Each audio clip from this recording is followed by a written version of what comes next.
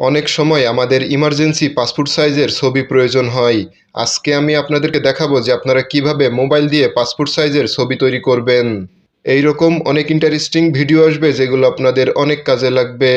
এজন্য অবশ্যই আমাদের পেজটিকে ফলো এবং চ্যানেলটিকে সাবস্ক্রাইব করে পাশেই থাকবেন। তো চলুন শুরু করা যাক। প্রথমেই চলে আসবেন গুগল ক্রোম ব্রাউজারে, আসার পরে সার্চ বারে ক্লিক করে দিবেন, ক্লিক করে cutout.pro লিখে সার্চ দিয়ে দিবেন। এরপর উপরের দিকে 3 লাইন অপশনে ক্লিক করে দিবেন।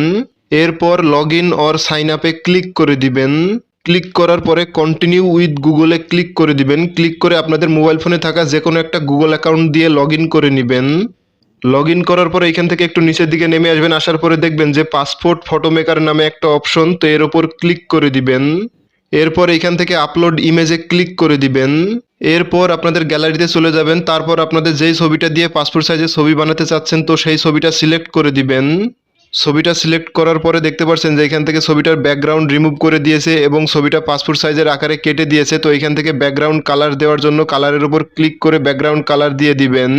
এর পাশে জামা কাপড়ের চিহ্ন, তো এর উপর ক্লিক করে দিবেন। ক্লিক করে আপনারা যে কোনো একটা শ্যুট সিলেক্ট করে দিবেন। জামা সিলেক্ট করার পর দেখতে পাচ্ছেন যে অনেক সুন্দর করে কিন্তু সেট হয়ে গেছে। তো এরপর ডান বাটনে ক্লিক করে দিবেন। এরপর এখান থেকে একটু নিচের দিকে নেমে আসবেন, আসার পরে ডাউনলোড এইচডি লেখা, তো এর ওপর ক্লিক করে দিবেন।